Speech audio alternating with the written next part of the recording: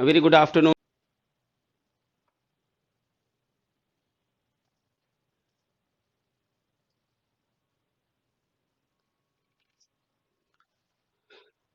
Hi students, a very good afternoon to all of you. शायद आपको देख के लग रहा होगा कि गर्मी आ गई है एंड इट इज ट्रू कि लखनऊ में आज बहुत गर्म है. It is too hot today. It was actually unexpected at such a moment of time जब अभी फरवरी भी नहीं खत्म हुआ और आप लोगों के शहर में भी शायद गर्मी आ चुकी हो. स्पेशली साउथ के स्टूडेंट्स जो हैं वो तो गर्म से हमेशा ही परेशान रहते हैं. Very good afternoon Vandana, Shreya, Chetna, Harsh, Jaya, all of you a very good afternoon. So today I'm going to tell you two quotes. I'll be in a habit of telling you 2-3 quotes per day as soon as I start my class, and all those quotes will help you not only for your examination but for the development of your nurturing of your mind, and it will always help you to grow also and to have a lot of wisdom by these quotes which are written by great personalities of the world. So my first quote is by William Shakespeare. I would ask you students कि ये quote किस किस drama का है. Though this be madness, yet there is madness in it. Just write it down, and in the middle of the class, suppose if you are able to recollect it, you can tell me on your message. Neha, good afternoon. Though this be madness, yet there is madness in it. My second quote: a young man married is a man that's marred. M-A-R-R-E-D. A young man married is a man that's marred. Again, this quote is by William Shakespeare, and you have to tell me from which play. So these are these two quotes for you to tell me कि sir ये quote यहाँ से है, ये quote यहाँ से है. Google मत करिएगा. Now, coming to our regular class. Today we are going to start with, in detail, William Blake. William Blake, a 18th century poet, a poet also from the age of Dr. Johnson, and a precursor of Romanticism too.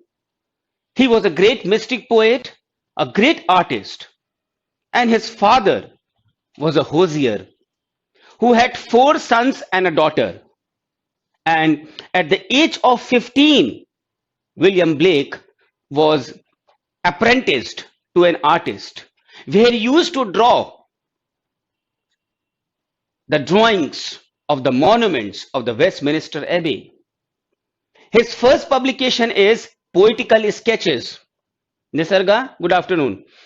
His first publication is Poetical Sketches, which was a volume of poems, and he earned his livelihood not as a poet but as a professional engraver, which he took it as a profession for the next 2 decades.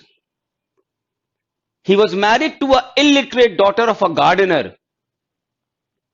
He also wrote a satire, An Island in the Moon, and later on he developed himself to write Songs of Innocence, and this collection of poems, Songs of Innocence, was sold only for a few shillings. There are many works written by Blake, and to tell you the truth, that maximum of his works की help से कई questions net में आते रहे हैं. So in case you don't know these works, I will give you the list of these works. The first, the Book of Thel. Write it down. The Book of Thel, T-H-E-L. The Marriage of Heaven and Hell. America. The Book of Loss. Urizen. the book of Ahania, visions of the daughters of Albion. So these are, and yes, songs of experience, songs of innocence. And during the period of 1789 to the period of 1795, he was under a great influence of his visionary powers. He was a great mystic. He was a great philosopher. And all these powers and mysticism and philosophy, all these things actually were things, yeah, were the fields where he emerged out as a great scholar who had a tremendous interest in these things. And Blake has been known for his color prints, which are actually magnificent, for his imaginative coloring. And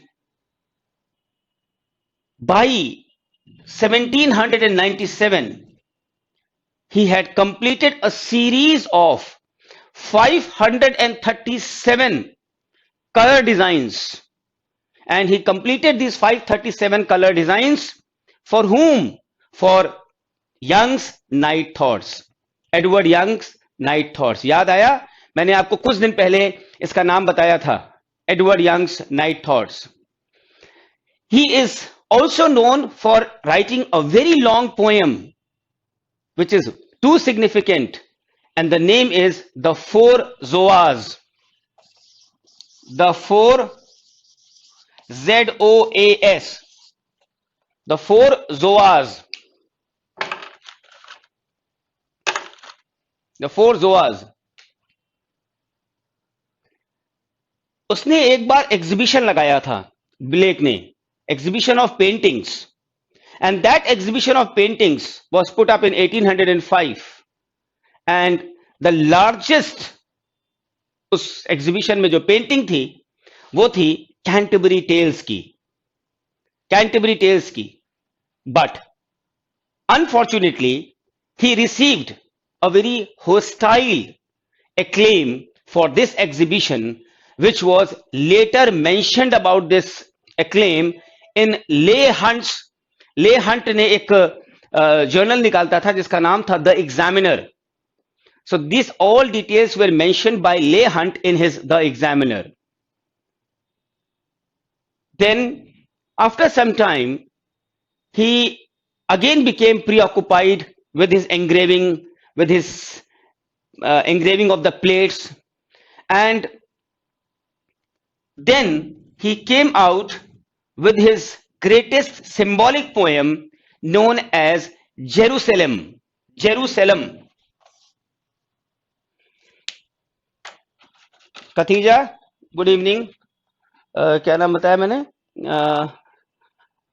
Jerusalem, yes. Jerusalem. Jerusalem.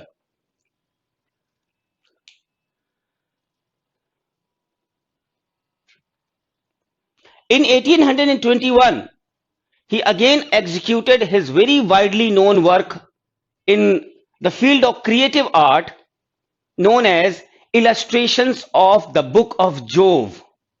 Illustrations of the Book of Job.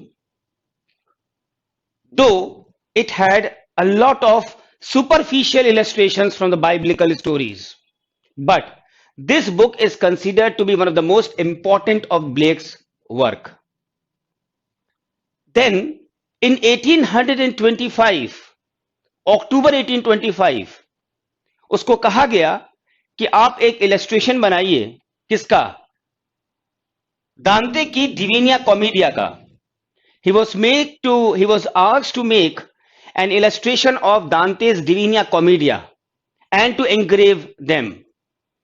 So he completed 100 watercolor designs which were engraved, and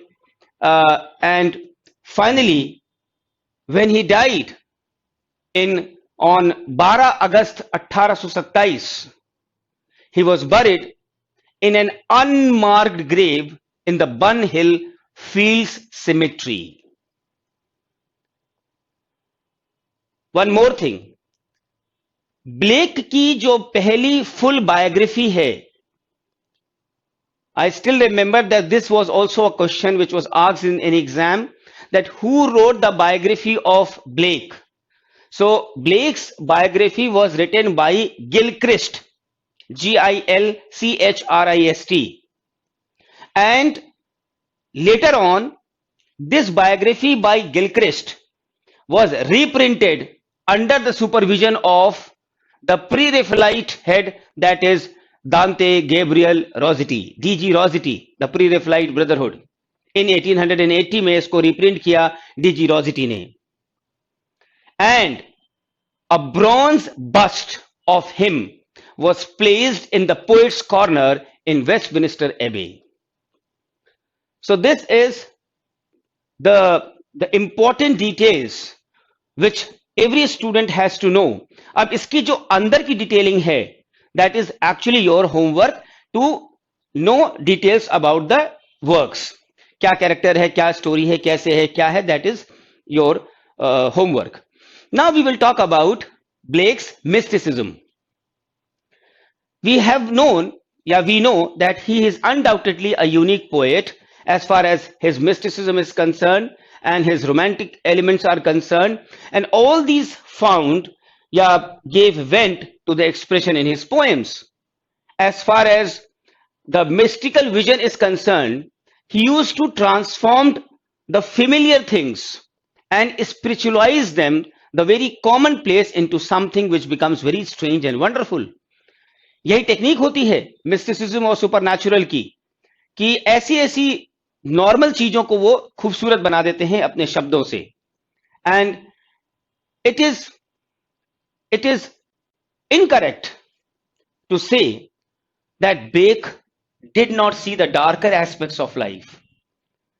If we go through the collection of the songs of experience, we will find that he has seen such evils and corruption and vices prevailing in the society, and a beautiful picture has come out in the form of songs of experience.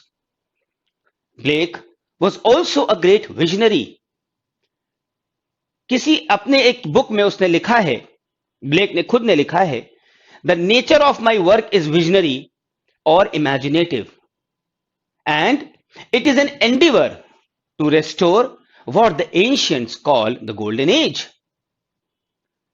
Not only we find Blake's childhood, कि childhood में क्या था कि उसको रात में सपने में सोते समय एंजल्स दिखाई पड़ते थे पेड़ों पे, but in his youth in Westminster Abbey he had the vision of kings, and in his old age he drew the portraits of the mighty dead.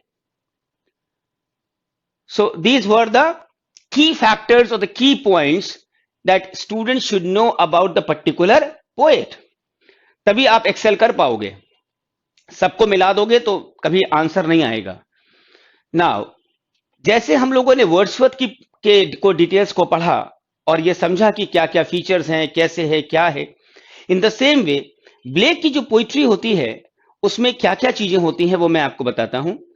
सबसे पहले Blake's poetry is also known for its seriousness. Why?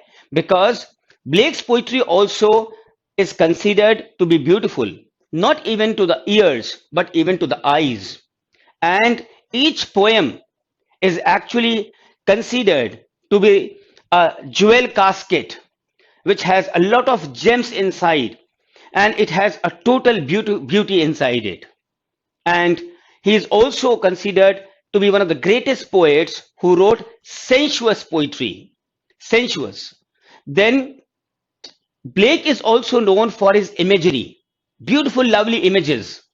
And those images, they come into his mind, and he has developed those images in the most suitable, subtle wedding garment style. जब wedding होती है तो जब garments हम पहनते हैं तो we look awesome, everything in style, in system, and that style is actually the real feast to our eyes. तो उसकी poetry भी क्या है? It is actually a real feast to our eyes. Then the most important point is lyricism, that his songs of innocence or his songs of experience or other of his poems is highly lyrical, and no English poet except Shakespeare has written songs of such melody, such sweetness and such lightness. लेकिन फर्क है Shakespeare और black में कि जो black के subjects होते हैं वो शेक्सपियर की तरह नहीं होते. And the poet, means the Blake, has believed, believes that his words are often, you can say, it is often given a catalyst or a power by something which is known as supernatural. And the world of Songs of Innocence by Blake, see what it is. It is a child's world. And the child's world is a world of simplicity, world of purity, world of happiness, world of security, world of innocence. And the first poem which we find in the Songs of Innocence is Introduction. The name of the poem is Introduction, where Blake has introduced us with a little pastoral, and Blake thinks of himself as a shepherd.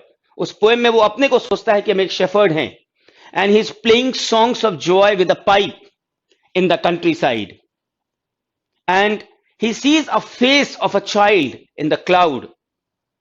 Why and how? Because the child in this poem is symbolic. Symbol कि वो जो child है, it is actually, he's not a child. He's a symbolic. Symbolic क्या है? Christ है. He says that the child is a Christ child, and that Christ child is speaking from heaven. And that angel which he is able to see, visualize, that is a symbolic element of innocence. There is a beautiful pastoral poetry. The spirit of pastoralism is there. And in this small piece of poem, he is able to record the joys of childhood, the joys of security, the joys of purity. Then there is a poem, the most epical poem, the most lyrical poem, the most innocent poem, the most read poem in the entire world by Blake is no other than The Lamb. What is this lamb? Who is this lamb? The lamb symbolizes Christ. And who is Christ? Christ is the incarnation of love and tenderness. This poem has the childlike qualities, and that childlike qualities in the little speaker, that is lamb, unself-conscious and serious, addressing to the lamb as to another little child and his delight in repeating. Then there is a poem, Chimney Sweeper. In this poem, Chimney Sweeper, the little slave black with suit SOOT becomes clean, free and happy in a green plain by a river in the sun. Then there is a poem, On Another Sorrow. On Another Sorrow. This poem is a poem which expresses pity, which is both human and divine. कोई भी माँ बाप अपने बच्चे की suffering नहीं देख सकता. So God can't witness the suffering of his own creature. He doth give his joy to all. He becomes an infant small. He कौन है? He is God. He doth give his joy to all. भगवान हमें क्या देता है? पूरी खुशी. और हमारे साथ क्या बन जाता है? छोटा सा बच्चा. He becomes a man of woe. WOE. He doth feel the sorrow too. अगर आप दुखी हैं तो भगवान जिसने आपको पैदा किया है वो भी दुखी होता है. He doth feel the sorrow too. These beautiful lines are from this poem. So these were the details. I hope this is too much. Whatever I have told you about William Blake. It's good that just now I have received some questions from my students. Yes, Harsh. Yeah, your question is, he is asked कि 18th century classical as क्यों मानी जाती है? A very good question indeed. Febina, good evening. Vandana, good afternoon. Many students are absent or they are listening to me, but they have not put their presence. So I have just received a question on my left hand side screen that 18th century को हम classical age क्यों कहते हैं? So students, you think yourself कि do you know this answer? मैं आपको answer बताता हूं कि 18 देखिए, इससे क्या होगा कि आप जितने भी लोग सुन रहे हैं ऑल इंडिया में, आपको अच्छा लगेगा कि ये क्वेश्चन आया है और मैं इसका आंसर आपको दे रहा हूं, so that you may be able to get more things. See, this 18th century students is called the classical age because the writers of this age were governed by total set principles and the rules and regulations which were laid down by the ancients. Why? Because these ancients, these principles, they believed in restraint, कि हमें बहुत सारी चीजों से restrain करना है अपने को, authority. And this age was actually a total contrast and contradiction in terms to the Elizabethan age. Clear? क्योंकि उनके पास emotion, passion, love, enthusiasm, patriotism, emotion सब था, and they did not follow any formal rules. इसका just opposite कर दीजिए तो that is the classical age. And they were following the set rules of Horace, Aristotle, etc., etc. So by following these set rules and patterns of the French, the writers of this age, they came to be known as a classicist, and the age, classical age. So this is the reason why 18th century is called the classical age. Clear, students? Okay, student? Clear? Got my answer? Okay, any more questions? Okay, so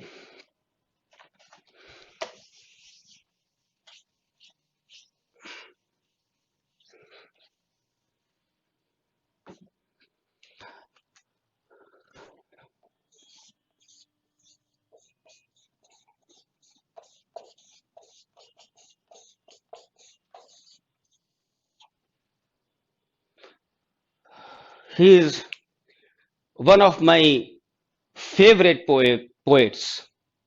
अगर हम किसी 5 poets को हमसे कहा जाए कि आपके 5 poets कौन पसंदीदा हैं इतने बड़े वर्ल्ड ऑफ लिटरेचर में, so I think I would give John Keats the number 1 place for my personal, this is my personal wish, liking for John Keats.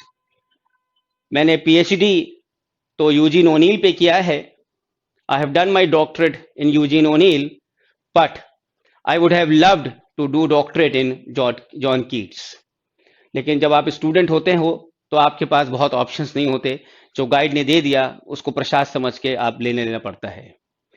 Because I was expert of American literature in my MA finals. जब हमारे यहाँ सैग्रीगेशन होता है कि हम लोग को choice करनी पड़ती है, so I took the total American branch and I topped in the University of Allahabad in the total American poetry and drama, American fiction, and then there is a paper, special paper. Special paper को कहते हैं you have to make choice of one single author.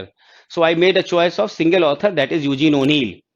So finally when I topped the University of Allahabad, my professor said that you have to go for PhD in Eugene O'Neill. So I have no other options. अगर मुझसे दिल से कोई पूछता तो I would have done PhD in John Keats. And there are hundred of reasons for that. Anyways, so John Keats, एक बार मैं आपको बताऊं कि नेट के पेपर में एक क्वेश्चन आया था कि जॉन कीट्स के पापा क्या करते थे, उसके फादर क्या थे. सो उसमें ऑप्शन था stable keeper. So his father was a stable keeper. So net का क्या लेवल हो सकता है आप समझ सकते हैं इस क्वेश्चन से भी. एक बार चौसर का क्वेश्चन आया था कि चौसर के फादर क्या करते हैं, तो वो वाइन मर्चेंट थे.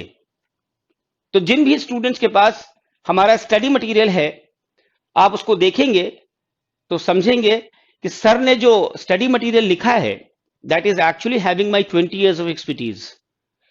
Each and every line is priceless. It is not like a guidebook. It is not like the publisher's guidebooks. Very different. बच्चे सोचते हैं कि एक गाइडबुक से पढ़ के हम नेट कर लेंगे. आप सोचिए मार्केट में कितनी प्रॉब्लम है लाइफ में. No guidance. They just purchase a book of 500 rupees and think that net हो गया. और जब नेट लोग कर लेते हैं तो पता है क्या कहते हैं, हमने तो गाइड बुक खरीद ली थी, मेरा हो गया. और बच्चे उस चीज को विश्वास कर लेते हैं कि जब उसने गाइड बुक से कर लिया तो हम भी कर सकते हैं. There are rare cases, exceptions तो हर जगह होते हैं कि ऐसे भी बच्चे होते हैं जो कर लेते हैं. एक चीज मैं आपको यहां पे और बताना चाहूंगा जिससे कि आप अपने फेलो स्टूडेंट्स को, अपने फ्रेंड्स को जरूर कन्वे करें. आज की डेट में हम देख रहे हैं, क्योंकि हमसे कितने बच्चे फोन करते हैं रोज, सर हमें ऑनलाइन क्लास चाहिए. Online. What is online? Can you tell me what is online? बच्चों को पता ही नहीं कि ऑनलाइन क्या होता है और ये लाइव टेक्नोलॉजी क्या है. ठीक है, आप इसको ऑनलाइन कह सकते हैं. वो ऑनलाइन को समझते हैं व्हाट्सएप पे पढ़ा दो, वो समझते हैं ऑडियो दे दो व्हाट्सएप पे. तो मैं उनसे कहता हूं बेटा ये व्हाट्सएप नहीं है, ये ऑडियो नहीं है, ये लाइव टेक्नोलॉजी है. इस पे ब्रांडविड्थ कंज्यूम होती है.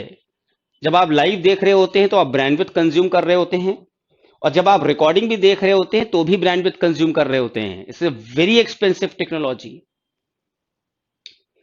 So just share this thing with your students, those who don't know the difference between both the things. Okay, students? Yes.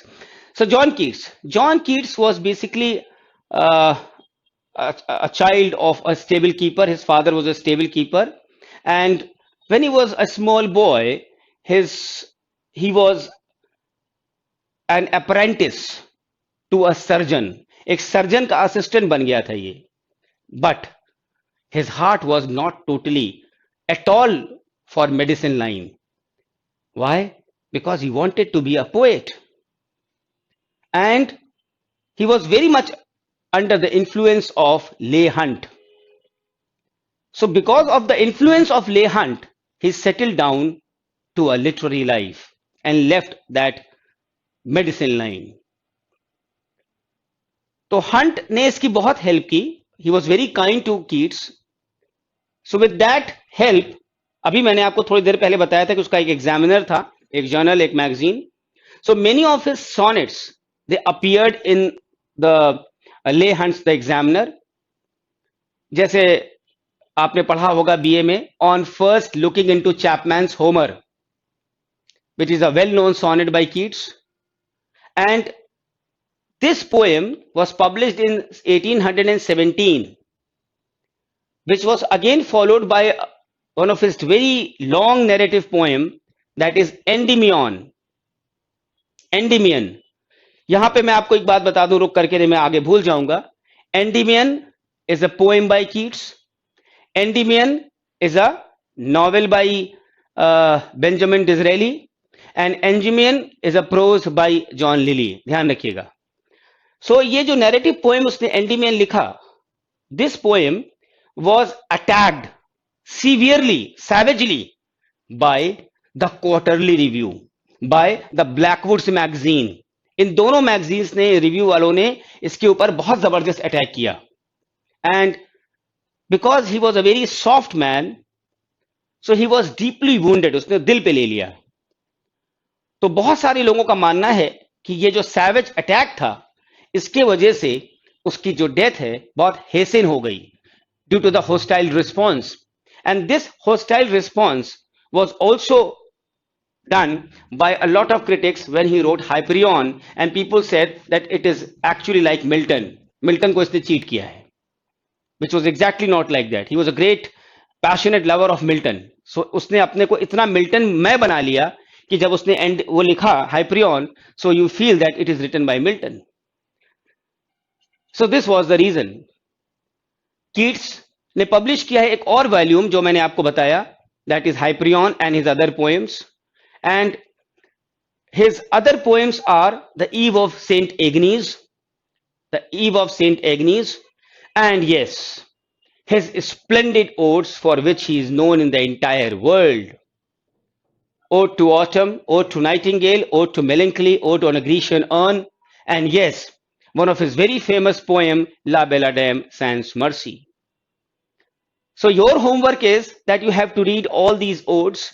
You have to remember the lines क्योंकि Ode to the Nightingale में, Ode to the Grecian Urn में there are few lines जो हम आज भी confuse करते हैं कि वो नाइटिंगेल से है या ग्रीशियन अर्न से है. And Keats died premature due to consumption TB, and his fear of death has found a great expression and outlet in his sonnet, where I have fear that I may cease to be. When I have fear that I may cease to be. He wrote his last sonnet at Lulworth, and that sonnet name is Bright Star, Would I Were Steadfast as the Wart. 23 फरवरी को वो Rome में उसकी death हो गई, and he was buried in the old Protestant cemetery near the pyramid of Caius Cestius, some नाम like that. और उसने अपना एपिटाफ खुद चूज किया था और उसने लिखा है, here lies one whose name was written in water. ये कोट कई बार एग्जाम्स में आ चुका है. अभी यूनिवर्सिटी ऑफ इलाहाबाद का पीएचडी एंट्रेंस हुआ था पिछले साल, जिसमें एक क्वेश्चन आया था ऑब्जेक्टिव, और उसमें ये पूछा था कि कीट्स की बॉडी को कहां बरी किया गया है. उसमें यही ऑप्शन था, पिरामिड और ये ओल्ड प्रोटेस्टेंट सिमेट्री रोम में. तो सोचिए कि स्टूडेंट कहां तक पढ़ेगा कि कीट्स कहां पैदा हुआ, उसके फादर क्या होता, अब कहां मरा और कहां पे उसकी बॉडी दफनाई गई. और उसकी एपिटाफ जो उसने खुद चूज किया था, तो ये तो कई बार, सैकड़ों बार पूछ चुके हैं. Here lies one whose name was written in water. Now एक चीज मैं आपको बता दूं, 1909 में the house in which Keats died was opened as a Keats Shelley memorial, and Keats Museum was opened in 1931. Now, there is a very famous line, a thing of beauty is a joy forever. This poem, what is the name of this poem which opens with this famous line, a thing of beauty is a joy forever? It is no other than but Endymion, which was published in 1818.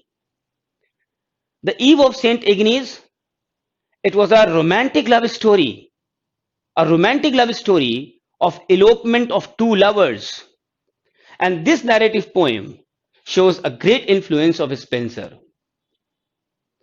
Then, Ode on a Grecian Urn is a poem which contrasts the permanence of art with the transitoriness of human life. And it is very famous for its line, beauty is truth and truth is beauty. Then, Ode to the Nightingale, आपको वो line याद होगी, My heart aches and a drowsy numbness pains my sense as though of hemlock I had drunk. Very famous lines जहां से Nightingale की poem शुरू होती है.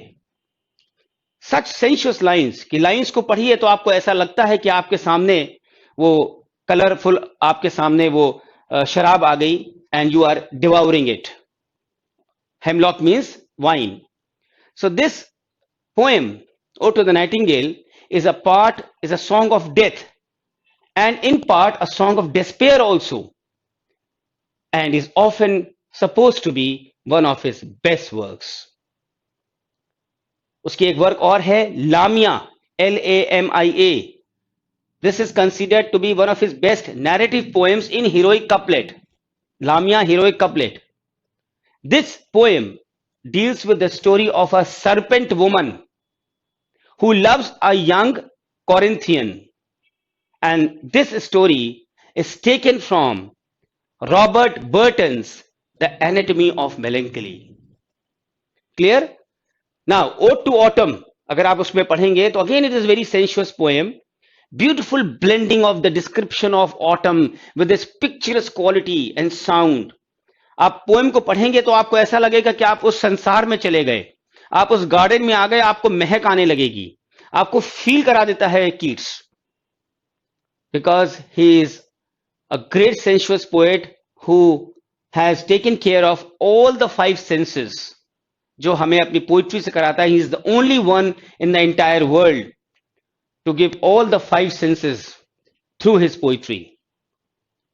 Then एक उसकी incomplete medieval poem है which is incomplete, that is the Eve of Saint Mark. Now we will talk about something of its sensuousness for which he is known. Yes, he gratifies not one, not two, not three, not four, but five physical senses. And his senses are more acute as compared to the ordinary people. किसी बहुत बड़े poet ने कहा है, Keats is enchantingly and abundantly sensuous. किसने कहा है? Any answer? अभी तक मुझे उस दो कोट का आंसर भी अभी तक किसी ने दिया नहीं मुझे. मैंने जो आपसे पूछा था विलियम शेक्सपियर का, तो ये बताइए किसने लिखा है? Who is that great poet of the Victorian age who has written about Keats? Keats is enchantingly and abundantly sensuous.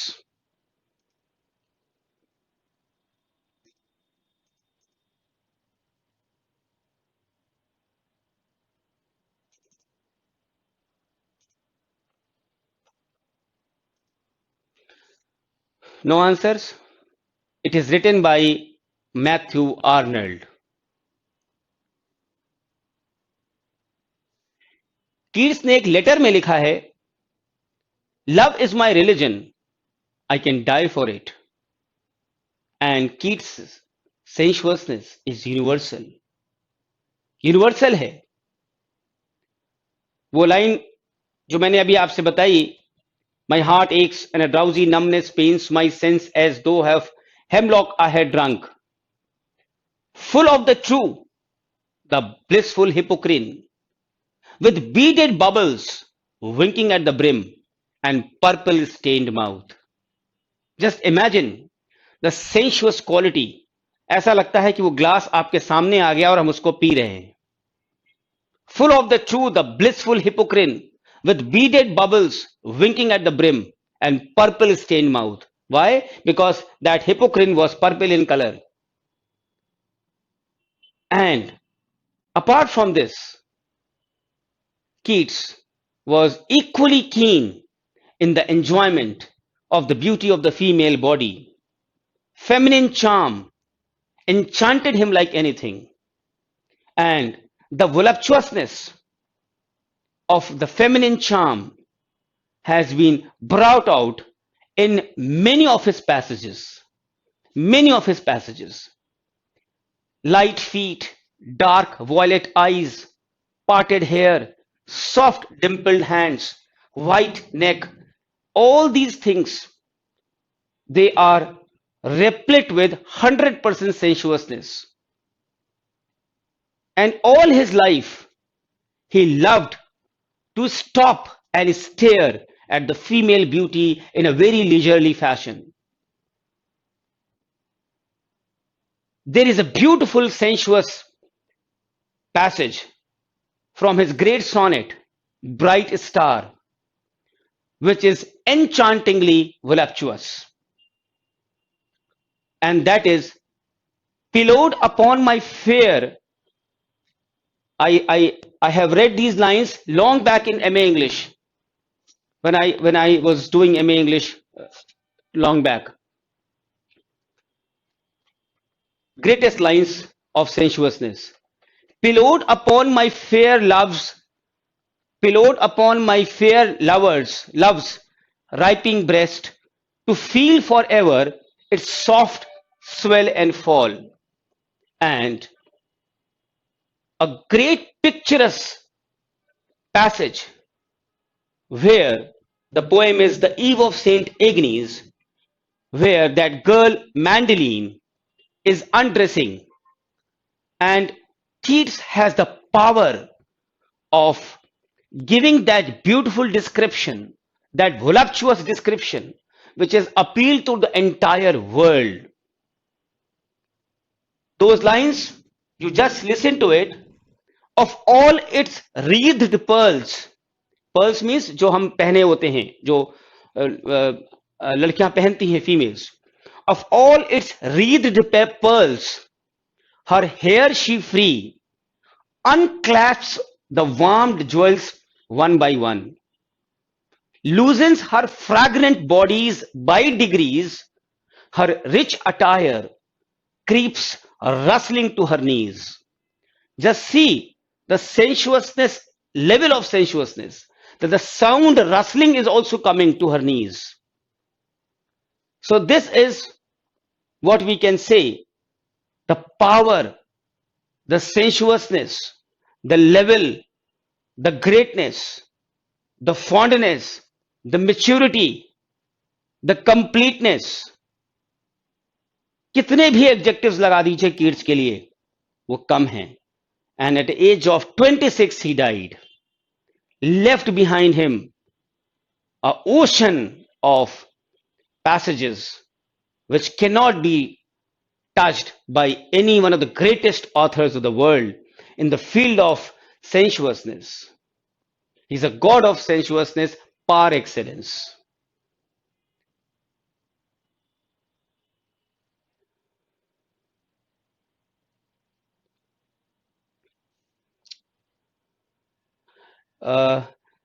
Khatija, you have given an answer that I think it is from John Keats.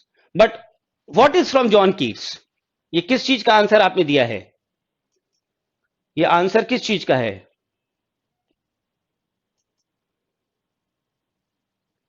If winter comes, no. You have written, if winter comes, can spring be far behind?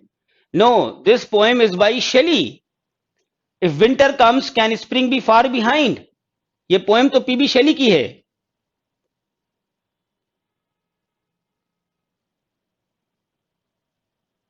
PB शेली की है.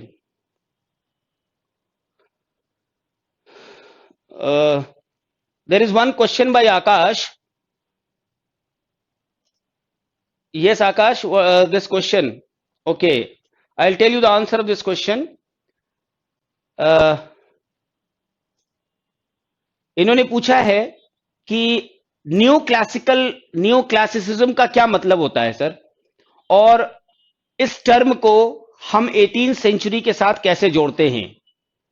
आकाश, your question is that what do you understand by, what I understand by new classicism, और ये जो term है ये किस प्रकार से अप्लाई होता है 18th सेंचुरी को. मैंने आपको ऑलरेडी पढ़ाया हुआ है, एंड दो students who are watching me for the first time here, new students, the new classicism implies not only new classicism but also pseudo classicism, जो मैंने आपको बताया था, false classicism. And the writers spirit, जो उनकी आत्मा है, of the great classics, जिनको उन्होंने इमिटेट किया, and their inspiration came from the French writers, जो मैंने आपको इससे पहले भी बताया था, जो दूसरे स्टूडेंट ने पूछा था, and not direct from the Greek और लैटिन राइटर्स. इसलिए इसका टर्म है new classicism, which is applied to the 18th century literature. New classicism. Clear. यहां पे हम आपको यह भी बता दें एक लाइन कि जो क्लासिकल लिटरेचर होता है उसका कैरेक्टराइजेशन क्या है, उसका कैरेक्टरिस्टिक्स क्या है, कि वो रेस्ट्रेंट उनके ऑर्डर होते हैं, टोटली अर्बेन होते हैं, urban and beautiful. And you can also say that उनका जो मेन एम्फेसिस होता है न्यू क्लासिसिस्ट का, वो फॉर्म पे होता है, पॉलिश पे होता है, डिग्निफाइड होता है, rather than on emotion on imagination. Clear. Okay Akash. Okay, तो मैं आपको उसका आंसर बता दूं, जो मैंने आपको दो वो दिए थे, क्या नाम है, दो कोटेशंस. आप लोग ने किसी ने भी आंसर नहीं दिया मुझे. Though this be madness yet there is madness in it. This is by William Shakespeare and the play is Hamlet. And the second one I told you, a young man married is a man that's marred, M-A-R-R-E-D. It is by William Shakespeare, and the play is All's Well That Ends Well. So note it down. Any questions would you like to ask? I'm taking a 30 seconds break. So just see that what you have studied and any questions you can ask me.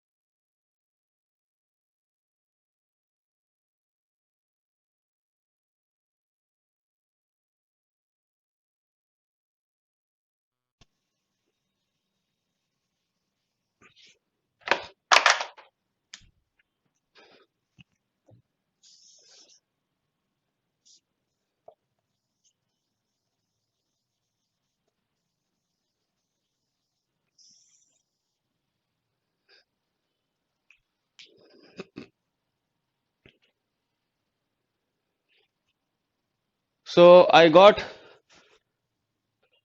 till now, I have not received any questions from you. This means you understood everything, which is not possible. So Coleridge, as we have discussed in short yesterday, while we were discussing about Wordsworth and the Romantic poets. So this will be in detail, like I did with you, Blake, Keats, or Wordsworth. Coleridge, चूंकि बहुत बड़ा poet है, so I will take some more time. S.T. Coleridge was a great poet, and at a very young age, he found escape in reading tales and adventures of romance. He was a highly imaginative poet, and his favorite book was The Arabian Nights. He was also in a habit of reading the Bible at a very tender age of 5. And after his father's death, he obtained a place in the Christ Hospital. It is not a hospital, it is a university, where he remained till 1792. And while he was in Christ Hospital, he used to read Homer, Virgil, Shakespeare. And without taking his degree, he left Cambridge in 1794. By this time, he met with Sade, Robert Sade. And after meeting with Sade, these two persons, Coleridge and Sade, they engaged themselves in an idealistic but very unpractical scheme called Pantisocracy. इन दोनों ने मिलकर के एक बहुत ही idealistic सा scheme बनाया, यद्यपि कि वो बहुत ही अनप्रैक्टिकेबल था, और उस स्कीम का नाम था पैंटिसोक्रेसी. And what is Pantocracy? The aim of reforming the human race. My God. Coleridge married Sarah, the sister of Sade's fiancé. सदे की जो fiancé थी उसकी sister से शादी किया कोलरिज ने. And this lady Sarah, neither she was intellectually nor emotionally a suitable match to Coleridge. When Coleridge settled at Clevedon, he started writing poems and started a publication of a political, Rajnatik and literary periodical known as The Watchman. The Watchman. He also wrote a collection of poems under the title, what is the name of that title?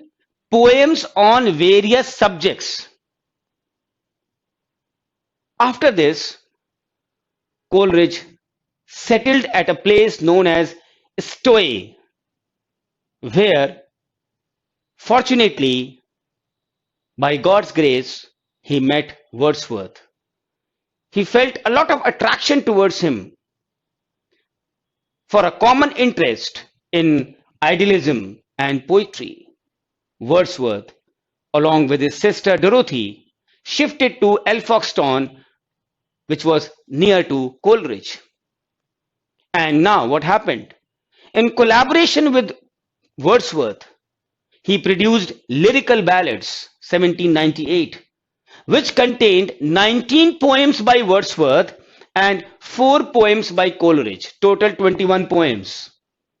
He wrote Rime of the Ancient Mariner, the first part of Christabel in 1797, Kubla Khan in 1798, which also remained unfinished because he got a call from a friend when he was in the dream system, and that actually broke.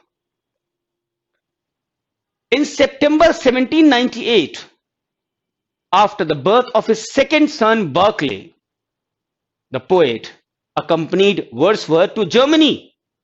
And why he went to Germany? To learn philosophy of that country. In their absence, the first edition of Lyrical Ballads was published under the supervision of Cottle, C-O-T-T-L-E, and which received a lot of criticism. Now, when he was out with Wordsworth, in that meantime, his wife got involved with Sade. Coleridge went to Durham to stay with Wordsworth, and his future wife, Mary Hutchinson, with whose sister, Sarah Hutchinson, he fell in love with. And so he wanted to divorce his first wife, Sarah Fricker, but could not do so. All these things added a lot of misery to Coleridge and his life. So when he finally returned to London, he engaged himself to a political career in writing journalism, political journalism for a newspaper known as Morning Post, but he also left it. He started writing Christabel Part 2 in 1800, and he died in 1834 due to excessive consumption of opium, and he was buried in Highgate Church. Coleridge also met Thomas De Quincey in the year 1808, and with the help of Sarah Hutchinson, started editing a journal known as The Friend. And in the following year, due to some misunderstanding, his friendship with Wordsworth came to an end. He was a lot disturbed because Wordsworth's friendship meant a lot to him. अब जिंदगी तो आगे चलनी है. He continued to work as a journalist and started lecturing on Shakespeare, Milton, and various aspects of philosophy. He also wrote a play, Osorio, He also wrote a play Osorio. बाद में यही play revise हो गया, और revise होके क्या नाम हो गया उसका?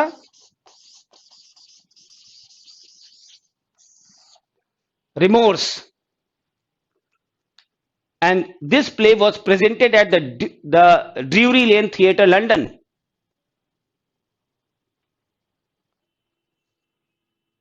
Now, some details of Christabel is also important for you students.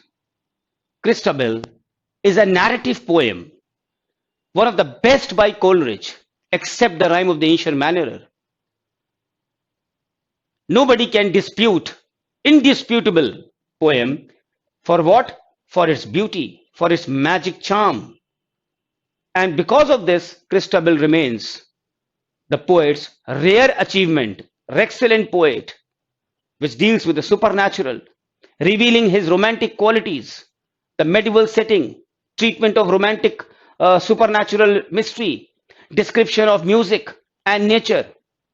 And in this story of Christabel, it is a story of actually an innocent girl, Christabel, who is visited by a demon, and that demon is disguised as a beautiful lady, Geraldine.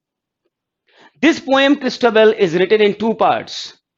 The first written immediately after the Ancient Mariner and was intended for the publication in the first edition of the Lyrical Ballads, but it could not be included in the Lyrical Ballads as it could not get finished in time.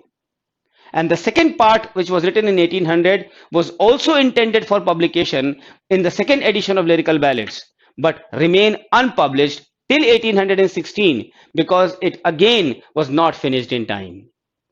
So both the parts, which form only a fragment of a long poem conceived, was ultimately published in 1817. So on a whole, in short, we can say that Christabel is a fragmentary poem telling us an incomplete tale. Although Coleridge knew how the poem was to go, but could not finish it. So it remains thus an unfinished tale of medieval chivalry, magic and witchery. So the story you can read on your own. This was important. This detail was important for you to know about Christabel. So next, I would suggest you about Kubla Khan. And as I told you, the three poems, Christabel, Rime of the Ancient Mariner, Kubla Khan. Kubla Khan is a poem where Coleridge has that dream faculty, which is nowhere to be seen specifically in Kubla Khan compared to other poems. And like Christabel, it is also a fragmentary poem and actually a dream expressed as the most unsustained of all the English poems, which abounds in pure imagery, music, and presents an atmosphere which is suggestive of poetry. It was composed in a dream, dreamt by Coleridge in a sleep, and that sleep was because of his overdose of opium which he used to take. Coleridge has composed this poem in an unconscious state of mind, and he continued for about 3 hours in a very profound sleep, during which he composed his poem. और जब वो जागा, on waking he had a vivid recollection of the whole poem and eagerly wrote down the lines that constitute the poems. And at this time, he was called on by a person on business who detained him for an hour or so, and when jab wo laut ke aaya, he had a very dim recollection of that vision which was over. So he could not ascertain those images. सब कुछ उसके mind से wash off हो गया. So this poem could not be completed and again remained fragmented. So this poem is also divisible in two parts. The first part, the poet gives the description of the palace of pleasure where Kubla Khan ordered to be built in Xanadu. And between the palace and the hill in the background, there was a deep romantic charm from which arose a mighty fountain whose water formed the sacred rivers of a river, the Alf, which was followed for 5 miles through the wood. And in the second part, Coleridge has made an attempt at realizing his vision and giving it a concrete shape. This sacred river, which is known as Alf, ALPH, is the river of the muses, the poetic imagination itself. Thus, we can conclude that Kubla Khan is a great poem, which, in spite that it is fragmentary, nature is not whole devoid of poetic symbolism, thought, or music. And the last poem is The Rime of the Ancient Mariner, which is his magnum opus, and it remains interesting for over centuries till now because it is prescribed in all the universities of the world and one of his greatest poems, and it is also in a complete form, which is written in a ballad way, ballad form. And this Ancient Mariner illustrates the nature of Coleridge's part of the poetic work in collaboration with Wordsworth. And when he collaborated with Wordsworth, Coleridge has undertaken to represent the supernatural in such a way as to procure for these shadows of imagination a willing suspension of disbelief. इसकी peculiarity ये थी that he was basically, you can say, the treatment of the supernatural. He was an expert. And while dealing with the strange world of the supernatural, the poem has presented normal human incidents, characters, realistic pictures of the landscapes, seascapes, the cloudscapes, etc., etc., the supernatural emotions and the experience of the mariner. A very simple story that Ancient Mariner pursues one of the three gallants going to a wedding feast to tell his story. And the wedding guest is impressed by the mariner and agrees to listen to his story. So the Ancient Mariner narrates his voyage towards the South Pole and the events that took place on the way. He tells that how a seabird, albatross, came towards the ship surrounded by the big ocean and proved to be auspicious bird and was received by all the hospitality and joy. It followed the ship in the voyage, but the mariner killed it cruelly for no obvious reason. And this cruel act brought curse on the ship, which sailed in the scorching heat of the sun. Unseen spirits began to avenge the slaughter of the albatross, and the sailors died of thirst, leaving him alone. So the mariner, left alone among his dead companions, was tortured, but he could not even pray because he had sinned. His ship came to England safely, but the mariner was condemned to undergo the penance of traveling from land to land and teaching others. Interwoven with the strange and the reconcilable are the primal emotions of love, hate, pain, remorse, and hope in the Ancient Mariner. The last poem which you have to read is Dejection and Ode. Dejection and Ode. So I will just tell you about this Dejection and Ode, that this poem was a poem which is a part of Sibylline Leaves by Coleridge. Sibylline Leaves, Sibylline, Leaves, Leaves. And in this poem, Coleridge has expressed his melancholic state of life in his poem. And this was originally written as verse letter in April 1802 to Sara Hutchinson. यही बाद में detection and odd poem बन गई, जो कि present है अब सिबिलिन leaves के अंदर. क्लियर? सो